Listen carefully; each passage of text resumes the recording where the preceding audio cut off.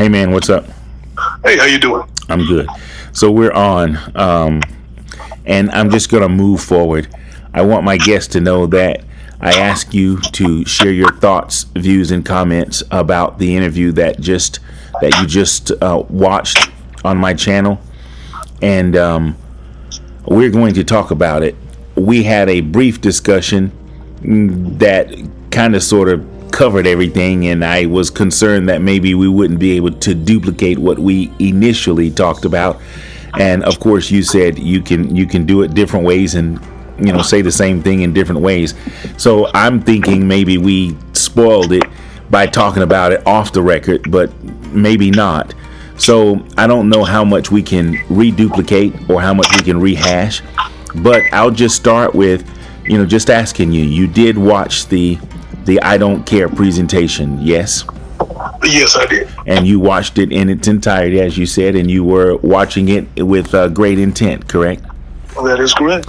Okay, so I do have some other questions, and again, I'm probably going to ask you some of the ones that you just briefly answered already, but just give me your general perspective of what you heard, saw, thought, felt, believed. I just want your general perspective of what you heard.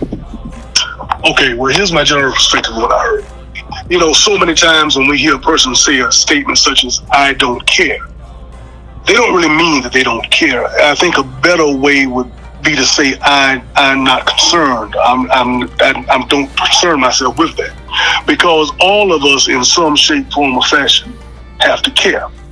Now, from what I saw with this interview, I saw the person saying that she didn't care. However, it was certain points that she could not give examples of why she did not care, and she could not expound on it. So it's almost like being a prosecutor and being up on the stand. If I'm on the stand as the witness and I say one thing, and then the prosecutor gets up there and he asks me certain things, or she asks me certain things, and they circle back around and ask another question another way, and I contradict the statement that I said, well, then it's not valid. So this is what I saw at some points in the interview. You saw levels of contradiction. I saw levels of contradiction, yes. And I think, Travis, that most people, when they say I don't care, it is always going to be a level of contradiction, because number one, they're either saying I don't care because they're mad. Number two, they're saying I don't care because they don't understand. Okay. Or number three, they're saying I don't care because they think it sounds good. They think it sounds good. It sounds cool. It makes them seem tough. Now, I don't know which way that was coming from. I can kind of figure out which way it's coming from by the way the conversation went. But no, people that say I don't care, you have very few people on the face of earth who don't care, because if you have family, you care. If you have a business, you have to care. You can't say I don't care. You got to care what your customers think. You got to care what you put out there. Okay. Well, I picked that up, which is why I wanted to interview that particular guest. And one of my concerns in the beginning was, are you concerned about the aroma that you leave behind when you are, in someone's presence? Again, people can say they're not concerned about certain things. But I do think most people are concerned about the impression they leave. But I got the impression, based on what she said, that she really, did not care. And when I said it made me sad, again, I didn't cry a lot anyway. But I was concerned that she had that perspective, in general. And I think that's part of what causes me to bring awareness to what I'm doing. I really want people to get along. I know everybody's not going to get along. I know this already. But in my heart, I think some of the conversations or relationships that are ruined is a result of not communicating and not listening and hearing and paying attention, or caring enough to make sure that we are at peace when we walk away. Trust me, there are some situations where I really don't care. And for that to come out of my mouth, especially after what we just heard, it's probably hard to believe, but there are some things that I really don't care about. But as it relates to the impression that I leave behind, I do care about that. So the one thing you did here was some contradictions is what you're saying. Anything else? I did. And, I just want to go ahead and segue in this about myself. A lot of people may get a perception that you don't care by the way you act, by the way you conduct business. I tell people all the time, I'm an equal opportunity asshole. Mm-hmm. I will give it to anybody, but then I will go ahead and take the criticism and take it from anybody too. Mm-hmm. But it's not that I don't care. There are some situations that you got to say you don't care when you have tried to bend over backwards. As far as relationships are concerned, some people play better in the sandbox with others than other people do. Me, I play well in the sandbox with people when I'm out there in business because I have business to do. Mm-hmm. As far as friends are concerned, you don't call everybody your friend. You have very few people that you can deem as friends. So I would say that I don't play in the sandbox well with others because one thing I don't do, I don't kiss ass, I don't like the flavor, I don't bootlick. And I try to be as honest and real as I possibly can be. Mm-hmm. A lot of times that does rankle people. A lot of times it is misconstrued as not caring. And a person who is like that many times cares a lot more than a person who's always trying to get along and always trying to be affable and cordial. Okay. Well, that might be the energy that I received from my guest. I got the impression that she just did not care. Did you get the impression that she didn't care? Do you believe her? No, I don't believe her. I believe that for things that she may not know or she may think that she doesn't care. And maybe circumstances in her life may have brought her to a point of saying that she doesn't care. And it could have been circumstances of hurt and life experiences may cause us to say that. Travis, I can tell you when I was 12 years old, I saw my father struck and killed by lightning.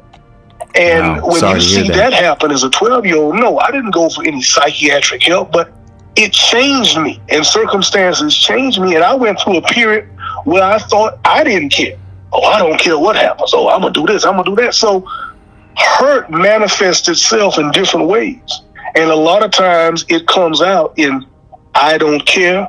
I'm this tough person. I got to have this stiff upper lip. I got to go ahead and make other people feel uncomfortable around me because I don't want them to see that I'm really scared and I'm really vulnerable. So that's where a lot of the I don't care comes from, in my opinion. Is that what you picked up from my guest? Yes, I did. I picked that up from your guest. I picked up that she cared. I picked up that she was vulnerable, that she had been hurt, that she was scared. Because when you say you don't care, and your questioning was good, it was expository, and it caused us to go down the rabbit hole a little bit further to see what was down in the hole. And so many times when people are asked questions, people have a knee-jerk reaction when they answer things, just like they have a knee-jerk reaction when they say no. And it's easy to say, I don't care, to deflect. But if you come on a forum where it's just you and that person one-on-one, mano-a-mano, and they're interviewing you, and you say that, and they want to know the rationale behind that, 9 times out of 10, there is no rationale for a person saying that they don't care. And then if it is, they don't know how to explain it because they've never sat down and given it some serious thought as to why they don't care and what brought them to that place in their life where they don't care. I mean, before you go, did she not say that she had kids? I think she said she had children, right? Yes. I think she said that she had a younger brother and an older brother, right? She did say she had a brother. So my thing, unless she's just a person who's heartless, I'm sure she cared about her children. I'm sure they care about her. Mm-hmm. I'm sure she cared about her siblings. Mm-hmm. So the whole mantra of I don't care doesn't really hold merit. Okay, well, I think that's what I was bringing, the point, in saying that. And I got that same thing when she said she wanted to be married. People that don't care or are heartless, don't want to build relationships or have bonds with people. So we kind of picked up the same thing. And I want to say this about her, maybe even in her defense. I think she was a beautiful person. And I heard through all of the things that I heard, even on the panel that night that I met her, and even on my live stream, I could hear a very sweet, kind, and loving person that I wanted to try to reach. Not that she's lost in anything like that. So I don't want to send the wrong message. I just heard someone saying something that maybe either they did not mean, or maybe I could have been taken out of context. And I wanted the opportunity to get to the bottom of that. But in the spirit of moving on from that, you kind of called me on the carpet on something that she made reference to about me not giving her the opportunity to express herself, or something to that effect.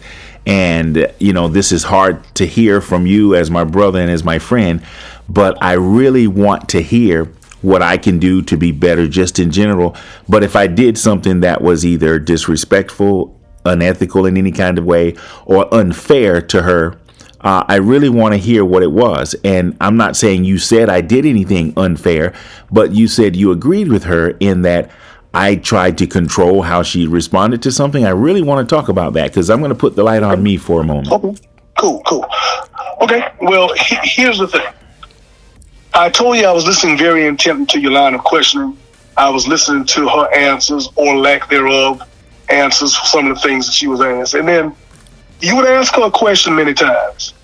And then when you would ask the question, you would go ahead and you would say, okay, well, I'm asking you this, but such and such and such and such. It was almost like you're asking a question, but you were kind of guiding her as to how you wanted the question answered. And I heard it a few times. But then when she brought it up and she said it, I had to reflect back to what I had heard through the interview and what the perception was. And I had to say that she was spot on with her perception. Mm-hmm. And I did hear that in many cases. Now, just because it was a perception doesn't mean it's reality. A lot of times it may not be reality, but if it can be misconstrued as being reality, and if it is a perception, then that's something that the person thinks is true. Let's think about perception of image. Let's think about what happens if I'm African American. I'm going to go ahead and say it. If I got dreads and my pants are sagging down, and I got gold teeth in my mouth, and I got on a shirt, and I don't look well kept, and I'm walking through a white neighborhood, I could be the best person in the world, but the perception of image automatically paints me as being a deviant. So in this case, the perception, the mere fact that she perceived that's what you were doing, well, in the interview to her, that's what you were doing. And the mere fact that I was able to co-sign on that means that maybe I had the same perception about some lines of questioning that she did. Now, I'm going to also tell you this, as an interviewer, you're very nice and a very respectful interviewer. I know a lot of interviewers, myself included, I ask the hard-line questions. I don't apologize for asking hard-line questions. I don't try to sugarcoat it. It is what it is, and I expect the answer. But so many times what I found is that people answer things with stories because, number one, stories are entertaining, and number two, stories kind of smooth it over a little bit over what they want to say, as opposed to direct no or yes or going directly there. Because like I discussed with you earlier, sometimes people don't know. They're not used to being asked those kind of questions, and they got to gather themselves. And many times, if it seems like they're going off on a tangent with a story, they're using that to gather themselves. They're trying to think on the fly. And like I told you, if I was in her presence and I looked her in the face, I could tell at what point she knew what she was talking about, or what point she had to go ahead and access to information, or even what point she may be lying, because being in sales, I do it every day. Mm-hmm. I ask people questions. I sit back. I let the silence fill the air. I don't say anything after I ask them a question, and I watch how they answer. If they can answer confidently, that's one thing. If they squirm and hem and haw, they want to tell a story, that's another thing. And then what I do, I hit them with another question, but I give them a chance to answer that question the way they want to answer it. And Depending on how they answer that, then I know which other card I got to throw down to get the desired answer that I want. That's all I was saying. So yeah, it was a perception there that you did ask her some questions and you were kind of guiding her on as to how you wanted her to answer the question. Okay, and there is some truth in that, and I'm not going to deny that. If it was a perception, then that's what it was. But it definitely was not my intention. And before I go any further, how would I defend myself if I was saying, okay, it was a perception, it definitely wasn't my intention, and now let's decide if that's indeed what I was doing. So in defense of what actually happened, I ask a specific indirect question. At the moment I started to get something that was outside of that, it's where I just brought attention to, like, okay, well, that's not the focal point, and for the sake of time, I want to stay on point. So when I either interrupt or brought to her attention that we're getting off target, it could very well be perceived that I am trying to direct her, but I'm directing her back to the focal point, not directing her down a path, because she could say what she wants to say. Anyone can say what they want to say. But if I ask, and I like to use this example, if I say, hey, what time is it? And you tell me fried green tomatoes, you gave me an answer, but you did not answer my question. So when I ask a specific and direct question, at any time, any guest that I have, I want anyone to feel free that they can explain anything they want. They can tell all the stories they want.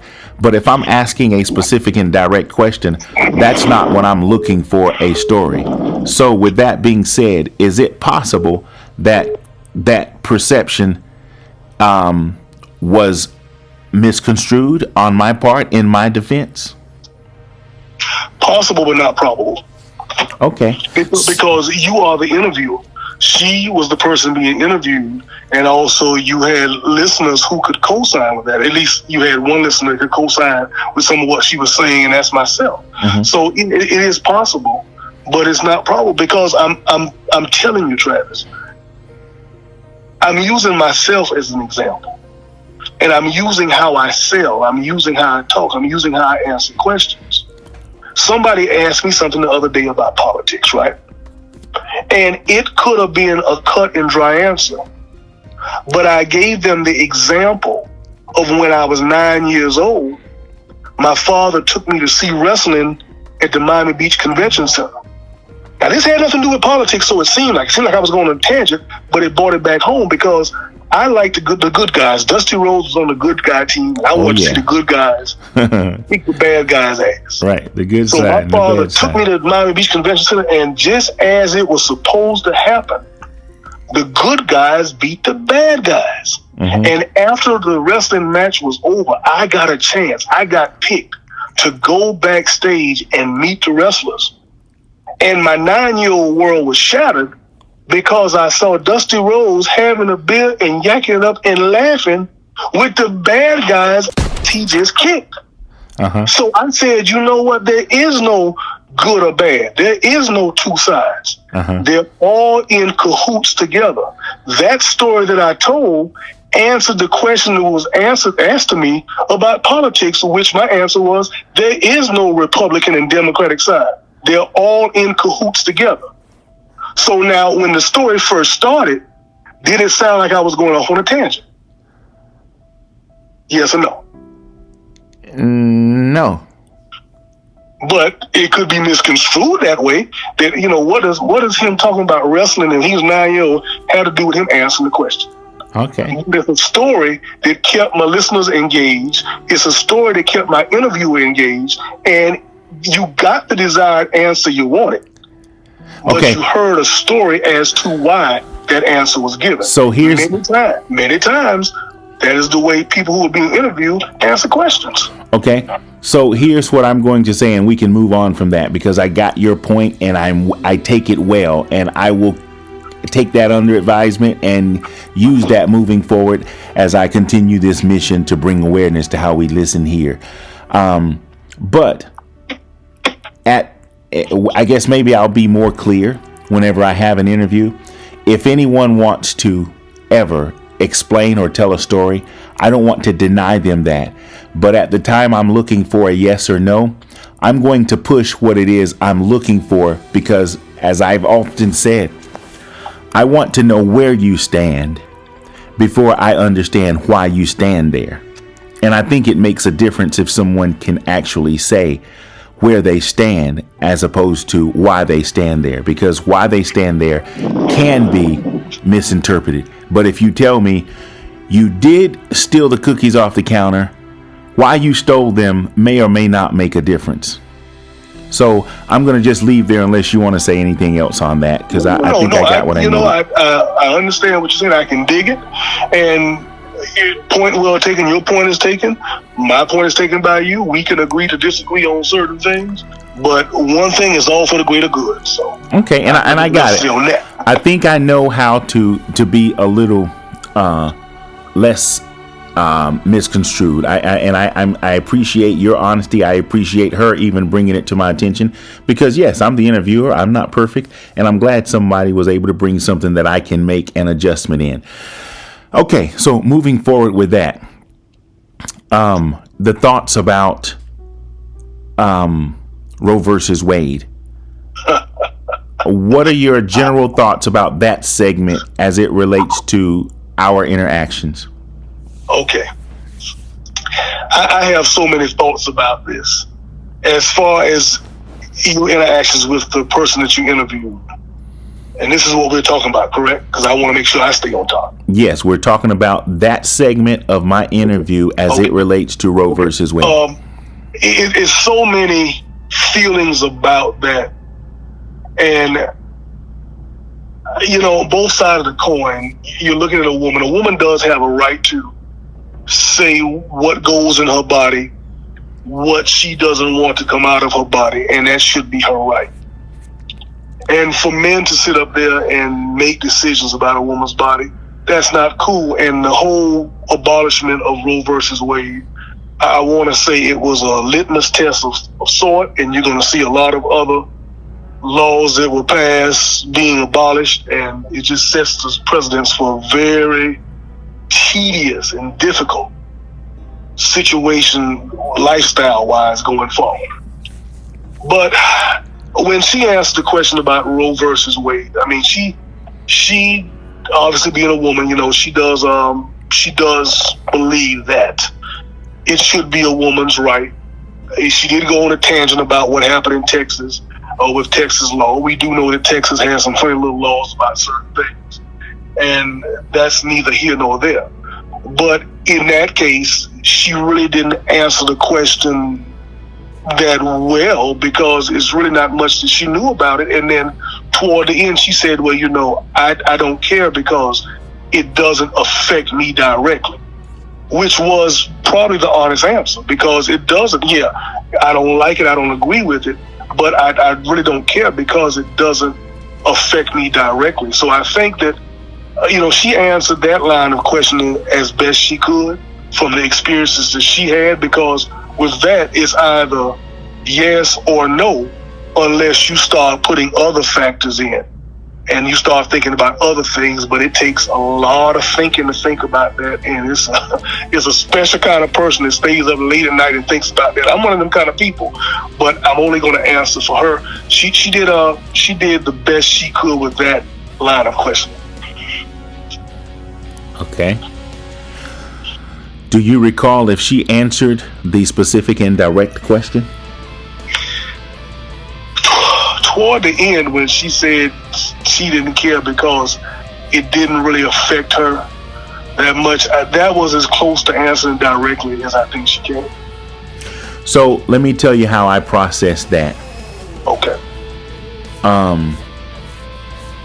When we talk about the earth and how we should not litter and how we should protect the ozone layer and how we shouldn't cut down trees and how we shouldn't litter the ocean, because we're going to leave a generation behind that's going to have to deal with what we leave behind.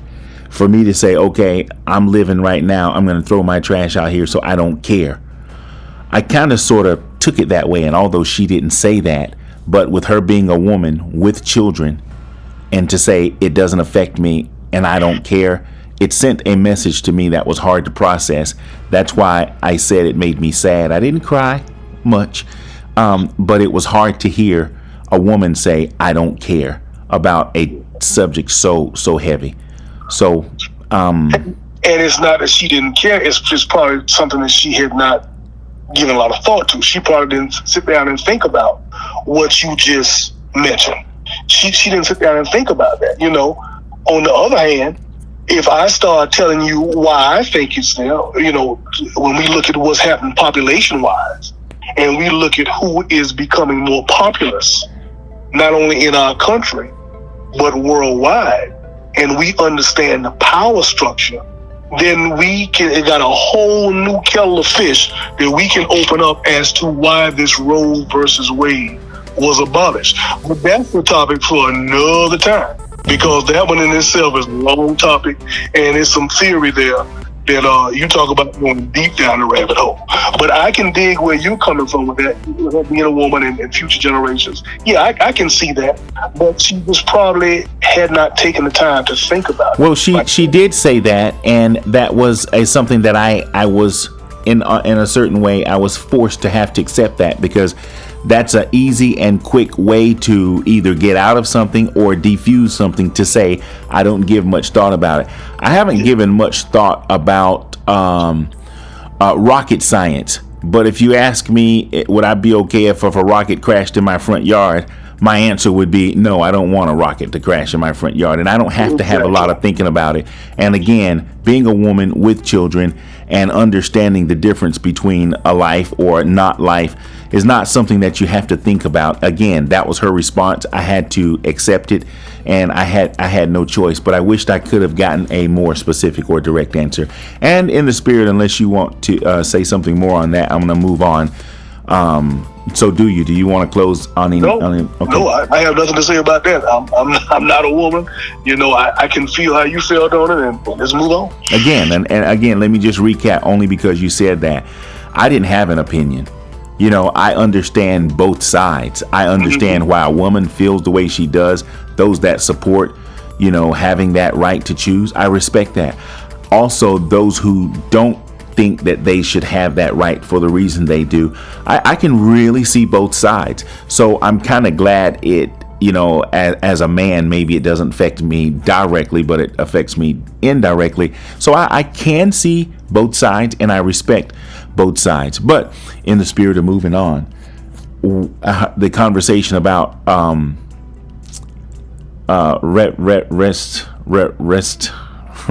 restitution. Not restitution. Reparations. Reparation. Yeah. Oh yeah. I was waiting for this. Okay. So yeah. I really appreciate her input, and as a black man and likely a descendant of slaves and / African American, I wish there was something that could have been done, that my ancestors could have had an opportunity to experience what we now see as generational wealth. And that's what I think we missed out on more than anything, not having the opportunity to experience that from a generational perspective. So to say whether or not we should get what is the word again? Reparations. Yes. And to say we should be able to get that, especially, and this is something that I have given quite a bit of thought to, which is why I was asking her the hard questions that didn't seem to get an answer. Of course, I would like to had the opportunity to have some generational wealth, or even some better opportunities as a man of color in America. But clearly, slavery and the mentality of slave masters and the powers that be at that time made sure that there would be no favor or generational wealth for descendants of slaves. So that's just where we are today. But as it relates to a current event or a topic, how would you say? Well, let me just ask you the same thing. No. I'm getting my. What do you think about her responses to my questions in regards to how do you get to the reparations? How do we get these payments? Okay, well, once again, she did answer, as most of us from our diaspora was going to answer, yes, we should get reparations. Okay. But when you start digging deeper and you have an understanding, then you can say just why we should get reparations, not only for this generation, but for generations to come. And I am in agreement with her for that. And I would tell you a story, but I'm not going to do it because you haven't given me the green light to tell you this story. Okay. As to why I think reparation, and you would understand exactly why it is needed. And America could foot the bill for when you have a country that will go over to the Ukraine and give so many billions of dollars, and will go to other countries and step in and give billions of dollars. It's not that we do that as a country because we're so nice. We don't give anything away unless it's something that we want, unless it's something to gain. So we can go and do that, but we can't take care of our citizens, and especially our African American citizens.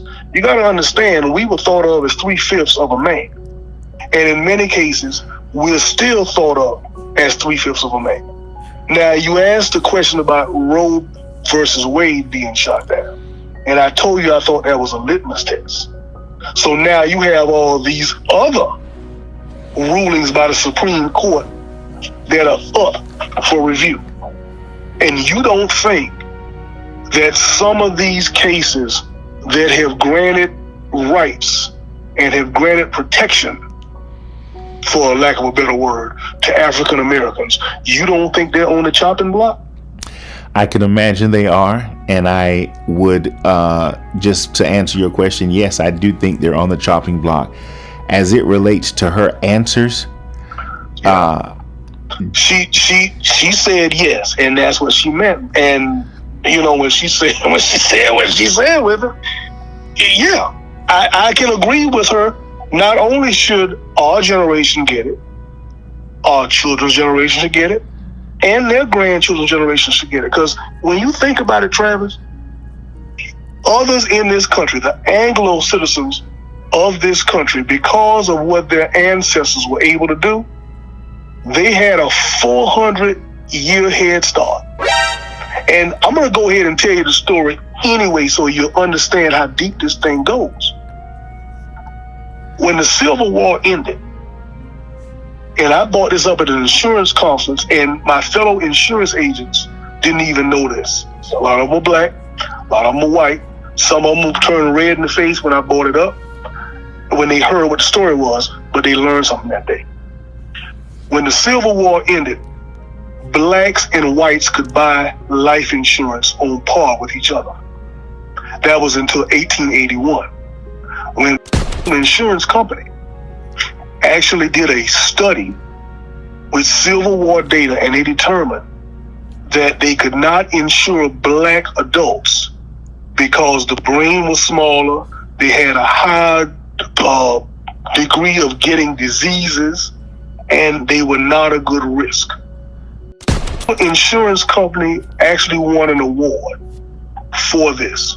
So they stopped insuring African American adults. African American children could be insured, but they had to pay a nickel more for their insurance, for less insurance than their white counterparts would have gotten. This gave rise to all the black insurance companies that we had that sold what's known as industrial insurance. And you say that you're from North Carolina, and I don't know if you remember this, but if you had grandparents, every week it would be a package. They would sit on a table, and you would have a white insurance man. A lot of times he knew where to come get the package from. He wouldn't even ask no questions. He walked right in the door, grab the package, and leave.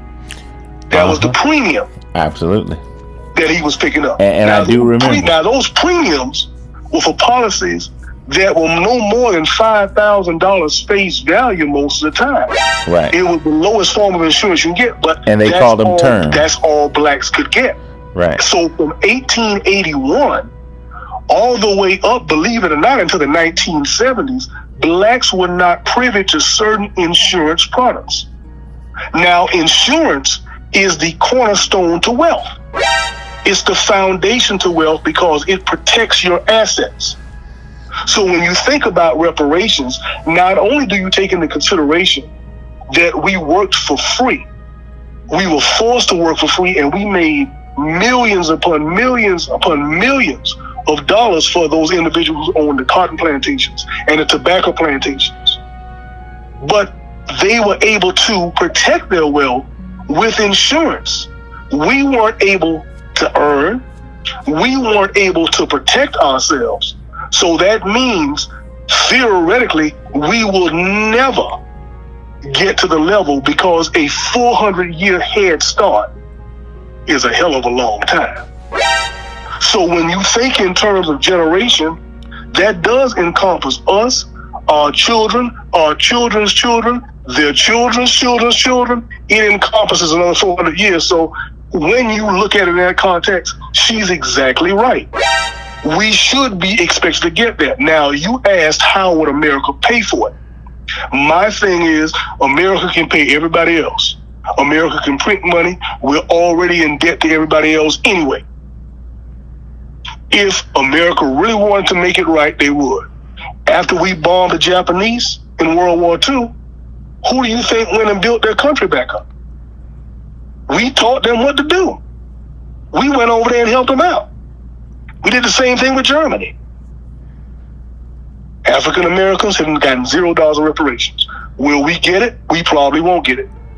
But yeah, she did say yes, and I agree with her on all points that she said there. For our generation and for the generations to come. And you know what? She was right. America's in debt anyway. Make it happen, because they wanted to make it happen. They could. Okay. Well, thank you for that. That was definitely a story that I wasn't expecting, but I'm glad you had me set through that. As it relates to her next question, how do you determine, or my next question, or how do you determine, how would we determine who gets those reparations? Is it just the color of the skin or blood type? How do you determine who is descendants of slaves? Well, here's the thing. As far as being descendants of slaves, you got two things you got to look at. You got to look at black, and you have to look at Indian, because see, a lot of people don't know Indians had slaves too. Indians had black slaves, and they were told that they had to release their slaves, and the slaves actually had to become part of their nation. So this is why you hear a lot of black folks saying, oh, we got Indian blood in us. But here's the thing. We can have Indian blood in us, but we still can't participate in the payouts that they get from the Indian casinos. But okay, I get this, and I want to say, I want to... Go ahead, what you about to say? Okay. What you say? I wasn't necessarily in agreement with that, to just pay it endless and not have a deadline as to when, because I would hate to be, even as rough as America was and can be, I would hate to be anybody with an unlimited debt. Okay. Well, Travis, and I can feel you for that, but you think about this. I do get. I'm in agreement with it. Think about the millions. Forget that. Think about the billions of dollars that this country has made off the backs of our ancestors. I do think of it. Think about all the atrocities. I do. That they have gone through, and we're supposed to care. We're supposed to care about it ending. It still has not ended. For us, I'm not saying I'm supposed to. I'm not. They're still making billions of dollars of us. Why should I care? Okay, hold on, slow down. Okay. I'm not saying that I care or anyone else should care. All I'm trying to do is practice what I preach. I'm just trying to be reasonable. Slavery as we knew it eventually did end. Is there still residue of it? Absolutely.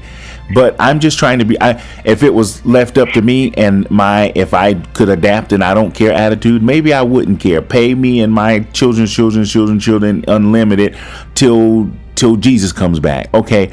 But I just, as a reasoning man, I just don't think that's reasonable. Maybe, but then that's neither here nor there. I'm on to the next question now.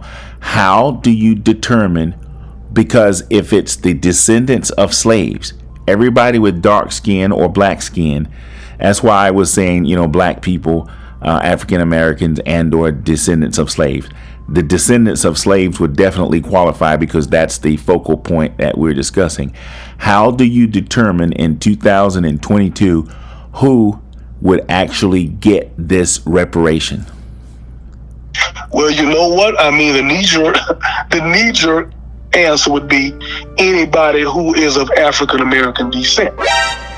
Okay. That would be the knee-jerk reaction. Okay, now, when you start talking about the dollars and cents, Robert Johnson had put something together where he talked about what was owed, and he was still a little low on what was owed to each African American citizen in this country as reparations. Mm-hmm. Because even though it was what seemed like a substantial amount, it was not generational wealth. Right. It paled in comparison as to what would be needed for us to lift ourselves up by our bootstraps and actually, have parity with our white counterparts. I'm gonna give you an example. Just before you go on, I agree with that. I think generational wealth should, is the focal point, not just, getting something for a car or a house or something like that. That's not what that's not reparations. But we're talking about generational wealth where you'll be okay and your descendants will be okay, and you can pretty much live off your interest and never touch your principal. That's what I mean when I talk about generational wealth. Okay. All right. So see, that's the kind of wealth that white America has built up off the backs of black America. They've built generational wealth where they live off their interests and don't have to touch their principal. Right. I mean, hell, this is why they have all those foundations. Not because they're charitable, but because they got to do something to lessen their tax burden and their tax liability. Right. It ain't because they want to see the betterment of everybody. They're trying to lessen their tax liability. Whenever it comes to America, Travis, it's all about the dollar. It ain't about nothing else. Mm-hmm. It's not about the feelings. It's not about what's right, what's wrong. It's not about what's Christian. None of that matters. Mm-hmm. Okay. With that being said, this definitely went in a totally different turn. I didn't mean to spend too much longer on the stories, but I appreciate you for bringing them in, and I guess maybe I should have been more aggressive and stopped you from going off, but I'm trying to be a little allowing people to say what they want to say regardless of the time, and that's going to be hard to do, but I at least tried it with you. And the sake of moving on, my reason for doing any of this is only to make sure that we are actually saying what we actually mean, and what's coming out of our mouth is not based on only how we feel, that it is consistent with the words we use. There's the English language, so to speak, has words that mean something, and if we can at least say what we mean, we should at least be able to be okay with someone asking for clarity of what we are saying.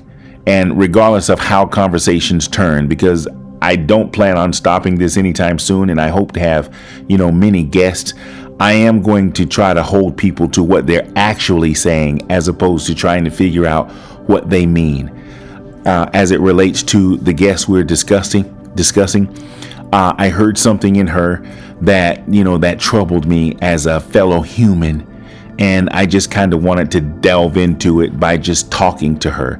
You got something out of listening. Some of my other listeners got something out of it. And I'm hoping that she, as she said, she would come back on and talk to me again, and that we can do it without being haughty towards each other, because I definitely don't want my conversations to ever get out of hand to where anybody is being disrespectful in any kind of way. So your closing statements on that and our interview, and then I'll just go ahead and try to land this plane and get the passengers off the runway, so to speak.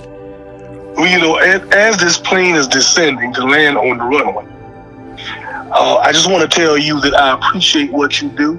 I appreciate the fact that you are coming on and you're giving people a chance to have their say, and you're asking the expository questions, the questions that make a person think, and it's just not enough to answer yes or no. And as far as the interview that she had, I think it was wonderful. You asked me, was it more educational or entertaining? I said it was more entertaining because, quite honestly, to me, in my opinion, it wasn't much education to be gotten out of it, but it was entertaining. And as far as the interview that we're having, I would like to think that it's entertaining as well, but I would also like to think that I shared a few little nuggets, and it's a person's perception. Maybe some people perceive that to be. Maybe they perceive that that's not the case, and whatever their perception is, well, in their mind, that's what it is. But I appreciate you having me on your show. I appreciate you taking the time to ask me to listen and ask my opinion. And brother, hey, you're solid with me. I appreciate it, man. On that note, I'm going to go ahead and let you go. I can't thank you enough. I know this is time consuming, and I'm hoping that maybe one day, I think every business, I think they call it, what is that thing that you create as a foundation of why you're existing? What do they call that? A business something. Come on, help me out. A mission statement? A mission statement. That's close enough right there. Yeah. My mission statement in regards to SWIM, SWYM, it's the acronym for Say What You Mean, is just to bring awareness to what's actually being said, and for people to have the opportunity to be very clear with what they say and what they mean and be at peace with it. Not all conversations are going to end in peace. Sometimes you have to come back and have another conversation. And of course, there comes a time where you have to say, I'm not going to do it anymore. And then whenever that time comes, so be it. But again, my mission statement is to bring awareness to how we listen and to take the time to try to have a resolve, to try to get a clear comprehension of a resolve. So with that being said, I'm going to go ahead and let you go, man. I appreciate you. I love you like a brother, and we got to get together. Look here, I can't tell because I ain't got my rib sandwich yet. I was just about to go there. You beat me to it. Okay, I'm going to go ahead on the air. I'm going to say, before the listeners, no matter what he said, it's been 55 years, and I haven't gotten my rib sandwich from him yet. So, okay. He's a good dude. But boy, he ain't getting a rib sandwich from me. So I want Mission Barbecue. I'm putting it out there for all y'all to hear. I want Mission Barbecue. Okay.